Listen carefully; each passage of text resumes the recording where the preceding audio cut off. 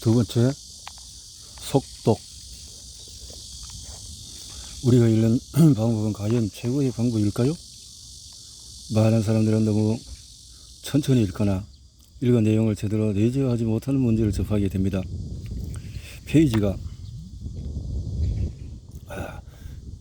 끝까지 읽었는데 도대체 무엇을 읽었는지 모릅니다. 정확히 익숙한 상황이죠. 어째서 많은 사람들이 이런 일을 겪게 될까요? 그 원인 중에 하나는 우리가 배운 읽기 방법이 때문입니다. 우리가 배운 읽기 방법은 우리가 읽는 방법을 배우고 있었을 당시에는 유용했습니다. 하지만 문제는 우리가 여전히 초등학교 2학년 때처럼 읽고 있다는 것이죠. 우리 뇌는 이미 크게 자랐고 더 성숙해졌습니다. 더 빠르게 생각하고 그를 더 잘 이해할 수 있습니다. 우리는 뇌의 성장을 반영하여서 읽는 습관을 바꿔야 합니다. 이번 장에는 책을 읽는 새로운 방법을 소개합니다. 독서는 인간이 할 수 있는 가장 복잡한 일 중에 하나입니다. 독서하는 과정 중에는 뇌가 굉장히 활발하게 활동합니다. 정보를 읽기 위해서 우리는 먼저 정보를 눈으로 보게 됩니다. 여기까지는 논리적으로 들립니다. 하지만 정확히 어떤 방식으로 작용하는 걸까요? 종이에 적힌 글을 보기 위해서는 시각 구조의 세 가지 요소가 갖추어져야 합니다. 바로 눈과 시각 경로와 뇌가 필요합니다. 우리가 글을 읽을 때 어떤 일이 일어나는지 간단하게 살펴본 다음에 속독이 무엇인지 알아볼 것입니다. 눈의 구조. 눈은 각자 고유의 기능을 수행하는 여러 가지 부분으로 이루어져 있습니다. 눈은 카메라와 비교해 볼 수 있습니다. 카메라를 통한 유추는 어느 정도 정확합니다. 눈은 카메라와 마찬가지로 시각 정보를 기록할 수 있고 비슷한 기능을 수행하는 장치를 갖추었습니다. 하지만 눈은 단순히 정보를 기록하는 역할 이상을 처리할 수 있습니다. 카메라는 수동적이지만 눈은 굉장히 능동적인 시각기관입니다. 시각 정보가 입수되었을 때 눈은 중요한 데이터를 걸러냅니다. 이 데이터는 전기화학적인 신호로 변환되어서 시각 퀴즈에 전달이 됩니다. 모든 과정이 순식간에 일어나며 탁구공보다도 작은 공간에서 일어납니다.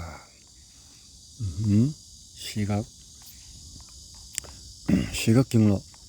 시각 정보가 전기화학적인 신호로 변환되고 나면은 아주 작은 틈을 지나서 시각 경로에 도착하게 됩니다. 이 정보는 시각 경로를 통해서 시각을 담당하는 뇌의 특정 부위로 전달이 됩니다. 시각 퀴즈는 지금까지 가공되지 않은 정보가 전달되었습니다. 하지만 이 정보가 시시각각 퀴즈에 도달하면 정보에 의미를 부여하게 됩니다. 독서하는 동안에 뇌에서 어떤 일이 일어날까?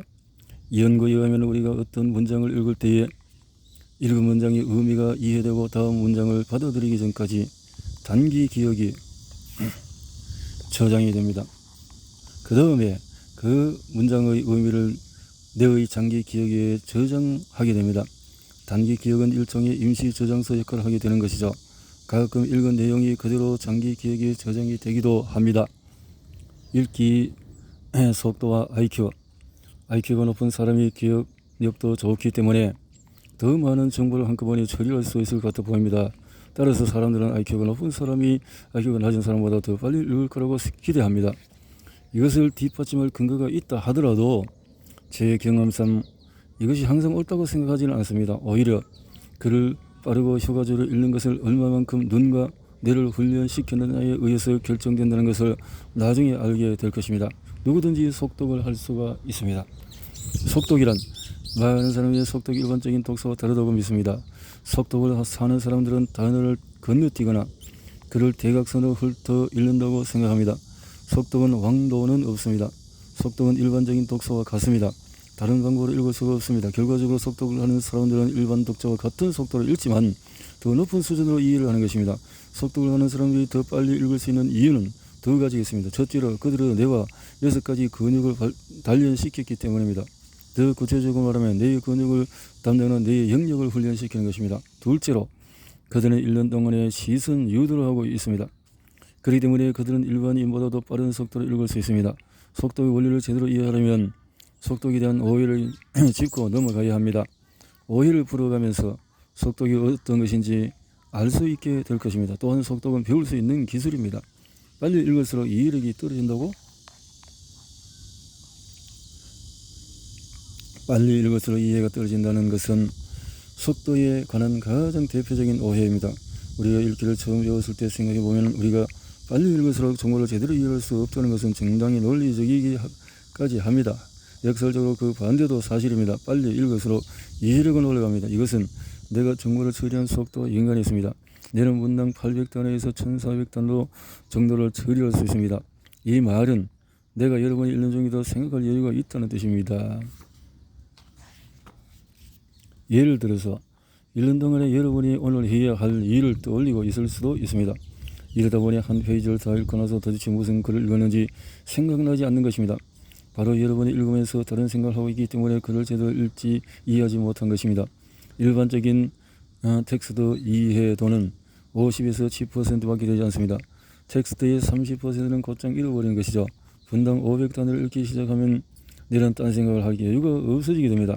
그렇게 되면 읽을 때 더 집중을 할 수 있고 텍스트를 더 효과적으로 처리할 수 있게 됩니다. 속독을 하게 되면 평균적으로 80에서 100%의 이해도를 보입니다. 속독은 엄청난 집중력을 요구하는 기술이 아닙니다. 다만 빨리 읽어서 머리에 잠잠이 없어질 뿐입니다. 속독은 절대 여러분이 편안하게 읽을 수 있는 속도를 넘어설 수 없습니다. 억지로 빨리 읽을 필요는 없습니다. 여러분이 속도에 맞춰서 읽지만은 더 빠르게 느껴지는 이유는 눈의 훈련과 시선 유도입니다. 빠르게 텍스트를 훑을수록 텍스트의 이해도가 낮아지는 것은 당연합니다. 속독에도 장점이 있습니다. 너무 빠르게 읽을 경우에 내가 정보를 제대로 찾지 못할 가능성이 상당히 높습니다. 예를 들어서 어려운 글을 읽을 때는 천천히 읽는 것이 도움이 될 때가 있습니다. 이 부분에서 두 번째 오해가 발생합니다.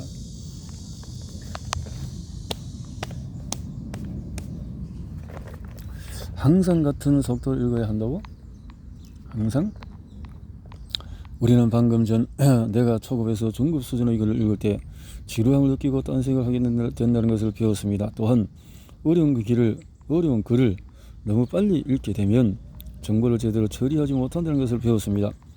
이 두 가지 문제를 해결하는 방법은 다른 속도로 읽는 것입니다. 차를 운전하는 것과 같은 원리입니다. 자동차를 3단에서 몰고 있다면 문제가 있는 것입니다. 읽기도 마찬가지입니다. 따라서 이해하기 쉬운 정보는 조금 더 빨리 읽고 복잡한 정보는 조금 더 천천히 읽는 것이 좋습니다. 중급 수준의 난이도를 가진 정보는 보통 속도로 읽습니다. 텍스트의 난이도는 정보의 밀도로 정할 수 있습니다. 정보 밀도는 책에 얼마나 많은 정보가 있는지를 가리킵니다. 전형적으로 학교 교재에 비해서 소설은 정보 밀도가 낮습니다. 텍스트의 정보 밀도가 높을수록 내가 정보를 처리하는 데 필요한 시간이 늘어나게 됩니다. 뿐만 아니라 주제에 대한 숙련도 역시 읽기 속도에 많은 영향을 미칩니다. 주제에 더 익숙할수록 빨리 읽을 수 있고 반대로 익숙하지 않을수록 느리게 읽게 됩니다. 속독을 하게 되면 모든 단어를 읽지 못한다고? 대다수의 사람들이 속독을 하게 되면 글의 모든 단어를 읽지 않는다고 생각합니다. 이들은 속독을 하는 사람들이 키워드 또는 각절의 중간에 있는 단어만 읽거나 대각선으로 읽는다고 생각을 합니다. 이것은 대각선으로 이렇게 이렇게 속도는 높고 낮고 10분 그림에서 사실이 아닙니다. 속독을 하는 사람들은 모든 단어를 읽습니다. 왜냐하면 전문적인 주제일수록 단어 하나하나가 중요하기 때문이죠. 그러나 속독을 하는 사람들이 더 똑똑하다는 것은 사실입니다. 때때로 그들은 글을 모두 읽지 않더라도 내용이 완전히 이해할 수 있습니다. 하지만 읽힌 단어는 모두 받아들입니다.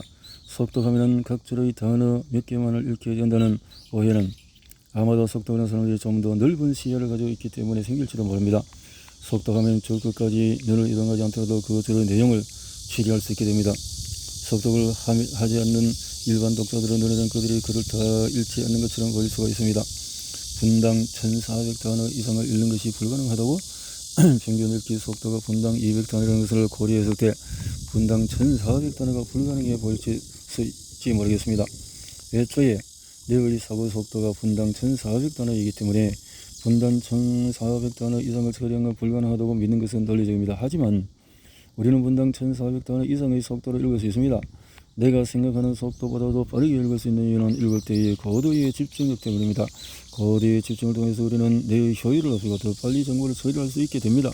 또한 세계 속도 경진대회가 있다는 사실은 그다지 놀랍지 않습니다. 참 기자들은 막 인쇄를 마친 평균 난이도의 책을 읽습니다. 참가들이 각자 책을 통째로 읽는 동안에 걸린 시간을 잽니다. 그리고 참가들의 텍스트 이해를 실험하기 위해서 책 내용을 자세하게 물어봅니다. 현재 미국의 션 애덤이 세계 기록을 보유하고 있습니다. 그는 분당 3,350단을 읽고도 내용을 100% 이해합니다. 300페이지 책을 24분 만에 읽어내는 경이로운 읽기 속도를 가지고 있습니다. 그리고 책의 질문을 모두 정확하게 대답할 수 있습니다. 미국의 션 애덤. 교재는 항상 순서대로 읽어야 한다고? 대부분의 사람들은 교재는 굉장히 조심스럽게 다뤄야 된다고 생각합니다. 책 등이 떨어지면 안 된다고, 몇 절을 그으면 모양이 빠진다. 항상 첫 장부터 읽어라 등의 말들이 가장 흔히 하는 말입니다. 자, 세계 속독 랭킹 이렇게 나왔군요.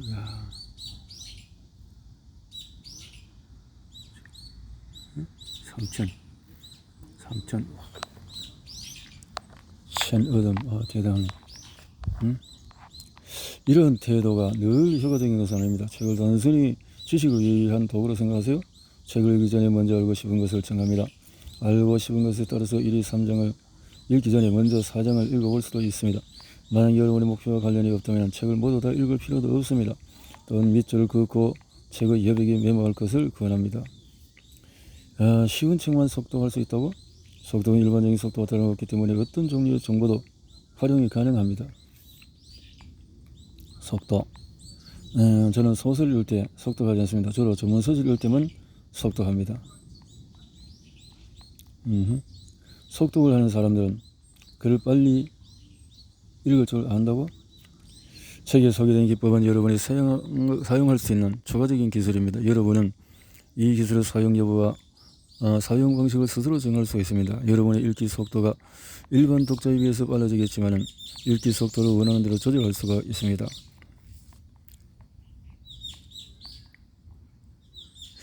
속독 수업을 받아도 결국 예전의 읽기 속도와 이해도를 돌아가게 될 것이다. 이 기법이 또 다른 매력은 바로 사용 효과가 영구적이라는 것입니다. 눈을 훈련하게 되면 즉시 효과를 볼 수 있습니다. 따라서 1시간 안에 읽기 속도를 2배로 형성시키는 것이 가능합니다. 영구적인 효과의 비밀은 바로 시선 유도에 있습니다. 시선 훈련. 시선.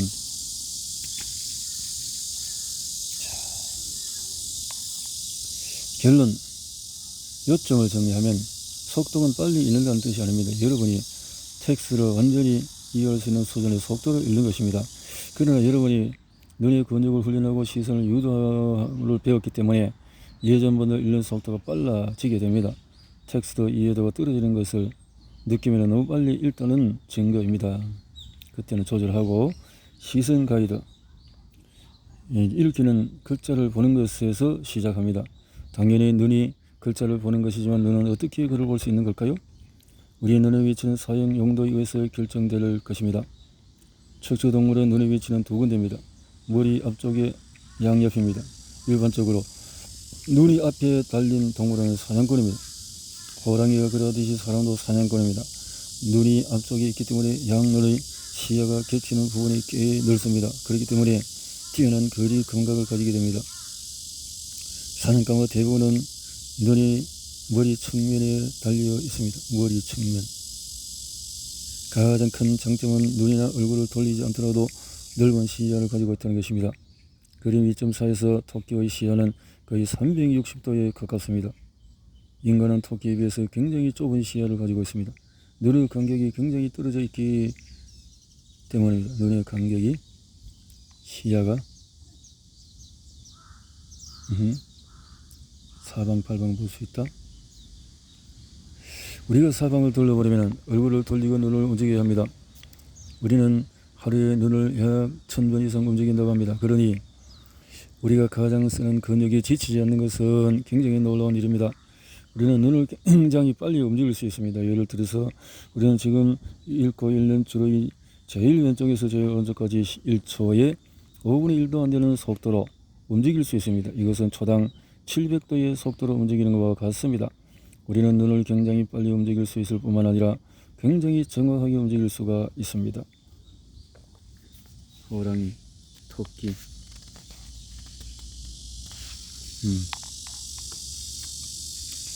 우리 눈이 정확하지 않다면 눈을 이리저리 움직일 겁니다. 그러면 읽기가 굉장히 어렵죠. 눈을 빠르고 정확하게 제하기 위해서 눈을 보조하는 근육 6개가 있습니다. 우리 몸의 다른 근육과 마찬가지로 연결된 구조물을 수축해서 끌어당기게 됩니다. 근육이 당기는 힘의 눈이 얼마나 많이 움직일 수 있느냐에 따라서 결정하게 됩니다. 근육 수축에 따라서 근육이 수축. 눈은 어떻게 움직일까? 우리가 읽을 때 눈도 같이 움직입니다. 짧은 순간에 시선이 한 단에 걸쳐 다른 단어로 이동합니다. 이 순간 움직임에 단속적인 운동이라 합니다. 하나의 단속적인 운동이 일어나는데 1000분의 250에서 1000분의 300초 걸립니다. 이렇게 짧은 순간에 눈은 한 점에서 다른 장소로 이동하여서 초점을 맞춥니다. 단속적으로 운동할 때 눈은 어떤 정보를 기록하지 않습니다. 눈은 가만히 멈춰 있을 때 정보를 기록합니다. 하나의 문장을 읽는 동안에 일어난 단속적인 운동의 수는 텍스트의 난이도와 독자의 훈련도에 따라서 달라집니다. 일반인은 한 문장을 읽는 동안에 5번의 단속적 운동을 합니다. 글을 더 빨리 읽는 사람은 한 시선이 멈출 때마다 기록하는 단어의 수가 많기 때문에 한 문장을 읽을 때 단속적인 운동의 횟수가 적습니다. 그렇기 때문에 텍스트를 더 빨리 읽을 수 있게 됩니다. 눈은 전 방향으로만 단속을 운동하는 게 아니라 역방향으로 단속 운동을 합니다. 우리는 그림 2.5에서 공개해주는 바와 같이 방금 읽은 단어를 다시 들어가서 읽는 습관이 있습니다. 그림 속에서는 눈의 움직임을 보여줍니다. 이것은 읽기 속도를 줄 뿐만 아니라 어떤 경우는 이해도 역시 제한될 수 있습니다. 속독 수업을 하는 동안에 제일 먼저 역방향으로 단속적 운동을 하지 않는 방법을 배웁니다. 이것은 그림 2.6에서 잘 보여집니다. 이것은 익히고 나면 읽기 속도가 2배로 빨라질 수 있습니다. 자, 이렇게 그림이 역방향으로 올라가지 않도록 밑에서 평균 독자의 눈 움직임은 이렇게 뒤뚱뒤뚱 하는데, 이렇게 빠른 속독자의 눈 움직임은 또는 눈 움직임은 아주 골고루 이렇게 움직임이 되어지고 있군요.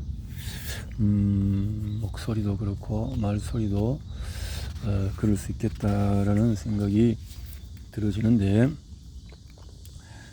우리는 가끔 질문을 들었는데 제대로 파악 못하는 경우가 있습니다. 우리는 뭐라고 말씀하셨죠? 라고 되묻게 됩니다. 상대방이 질문을 하는 동안에 여러분은 답을 동시에 말하게 됩니다. 어떤 일이 일어난 것일까요?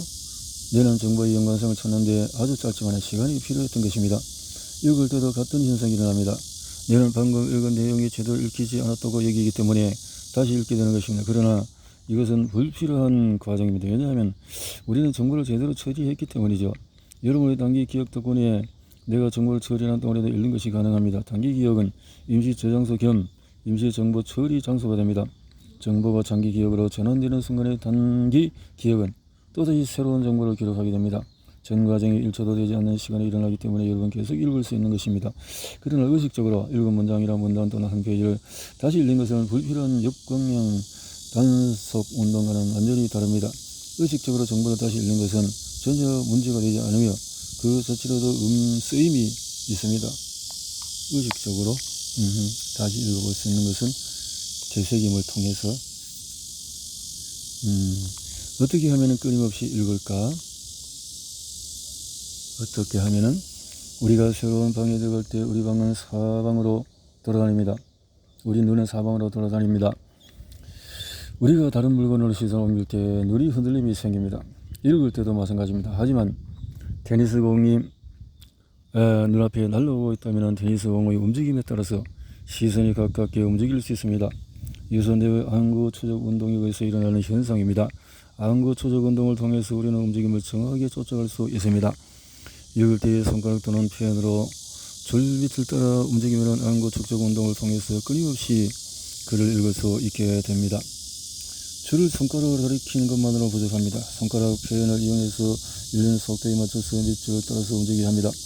그렇게 되면 눈과 손가락 움직이는 속도가 비슷하게 됩니다. 이 방법을 처음 사용했을 때 적응하기까지 시간이 좀 걸릴 수 있습니다. 제가 이 방법을 사용하기 시작했을 때 저는 이 방법에 마음에 들지 않았습니다. 눈이 항상 손가락보다 빨리 움직이고 글보다도 손가락에 더 집중하게 되어서 텍스트 이해도가 떨어졌기 때문입니다. 지금 이 현상을 경험하겠다고 해도 걱정할 필요가 없습니다. 초심자에게 자주 있는 일입니다. 연습을 하고 나면 거의 모든 사람이 더 빨리 읽을 수 있게 됩니다. 집중력도 올라갑니다. 대부분의 사람은 손가락으로 또 펜으로 줄 따라서 더 편하다고 합니다. 그리고 점차 손가락보다 글에 더 집중을 하게 되면서 글의 이해도가 올라가게 됩니다. 한편 평소에 읽는 속도보다도 빠르게 손가락을 이동시키면서 읽어봅시다. 그게 다냐고요? 그게 다입니다. 여러분, 전문가의 도움을 받기를 권합니다. 다시 읽어볼게요. 자, 글에 더 집중을 하게 되면서 글의 이해도 올라가는데 한편 평소에 읽는 속도보다 빠르게 손가락을 이동시키면서 읽어봅시다. 자, 봅시다. 더 빠르게 이렇게 나가보자 하는 건데요. 더 빠르게. 자, 영국 대학의 연구 결과는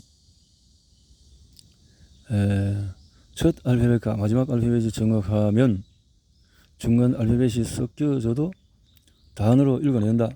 사람들은 알파벳을 읽지 않고 단어를 읽기 때문이다. 예를 들어서 서울, 나이로비, 유니버시티, 하버드, 유니버시티, 카월리지, 유니버시티 등을 문제없이 읽어낸다. 자, 이 기법은 1950년대 에벌리언 우드에 의해서 개발된 것입니다. 속독을 하는 사람들의 대부분은 우드 기법을 사용합니다. 손가락의 표현을 이용해서 시선 유도를 돕는 것은 눈을 제어하는 것 외의 역할이 있습니다. 이것은 읽을 때의 속도, 언어, 리듬 그리고 초점을 형성합니다. 시선 유도는 항상 새로운 기법이 아닙니다. 어린이들은 처음 글을 읽는 것을 배울 때 손가락으로 잘 짚어가면서 읽습니다. 안타깝게도 몇몇 선생님들은 이 방법을 사용하지 못하도록 말입니다. 책을 읽는 것처럼 보이지 않는다. 그리고 책에 때가 묻는다. 야단치면서도 이 기법을 사용하지 못하게 합니다. 손가락을 이용해서 시선 유도를 하는 것은 자연스러운 행동이고 올바르고 유용한 연습입니다. 다행스럽게도 이 방법을 못 쓰게 하는 선생님이 많지는 않습니다. 응시폭을 늘리기. 여러분은 읽을 때의 시선 유도를 하는 중요한 것을 배웠습니다. 시선 유도를 하지 않으면 시선이 분산되어서 읽기 속도가 느려집니다. 눈의 물리적인 영향은 책을 읽을 때 눈이 부드럽게 글을 따라 이동하는 것으로 보이지만 실제로는 미세하게 멈추면서 지나갑니다. 이렇게 잠시 멈추는 순간 독서 굉장히 중요합니다. 왜냐하면 멈추는 순간 텍스트 정보를 처리하기 때문입니다. 평균적으로 눈은 한 문장을 읽을 때 6번 정도 응시하고 지나갑니다. 텍스트의 난이도에 따라서 그리고 읽는 사람의 독해력에 따라서 응시 횟수는 달라집니다. 평균 독해력을 가진 사람은 두 글자에서 18 글자 사이의 응시폭을 가지고 있습니다. 정지 시간도 사람마다 다릅니다. 일반적으로 약 0.2초씩 정지하지만은 텍스트 난이도와 독해력에 따라서 정지 시간이 달라집니다. 예를 들어서 익숙한 단어를 보게 되면 눈의 정지 시간이 0.1초도 되지 않습니다. 하지만 익숙하지 않은 단어를 보면 정지 시간이 0.5초까지 정지가 됩니다. 정지해서 처리한다. 이것은 우리가 잘 모르는 주제에 대해서 읽을 때 왜 시간이 더 걸리는지 설명해 줍니다. 응시시간 처리. 레이너 연구원은 일반 독자가 읽는 동안에 눈이 정지하는 시간을 줄일 수 있는지를 알고 싶었습니다. 그는 비실험자들의 컴퓨터 화면에 글을 읽게 실험을 했습니다. 컴퓨터 비실험자의 시선을 추적했고 시선이 한 단어에 전개하는 순간에 그 단어를 보이지 않게 가렸습니다. 이 실험으로서 비실험자들이 단속적인 운동을 하는 동안에만 읽을 수 있다는 게 밝혀졌습니다. 이런 방법이 글 읽기를 굉장히 어렵게 만들었는데 눈이 정지하고 나서 0.05초 뒤에 글을 가리면 읽는데 아무런 불편함을 못 느꼈습니다. 이 실험을 통해서 일반적이라도 0.05초 글이 노출되면 읽을 수 있다는 사실이 증명이 되었습니다. 속독을 하는 사람들은 이 사실을 알고 있기 때문에 눈이 정지하는 시간이 굉장히 짧습니다. 눈의 정지 시간을 줄이면 읽기 속도는 크게 향상될 수 있습니다. 응시폭을 늘리기. 두 번째 단계는 응시폭을 늘리는 것입니다. 대부분 한 번 응시할 때 한 개의 단어를 기록하기 때문에 읽기 속도가 제한됩니다. 여러분 눈에 한꺼번에 많은 정보를 기록할 수 있다. 나는 폭은 3cm입니다. 3cm. 보통 크기일 때 약 4단어를 응시할 수 있다는 사실입니다. 예. 아이고야, 이거 뭐가 이래 돼버렸을까?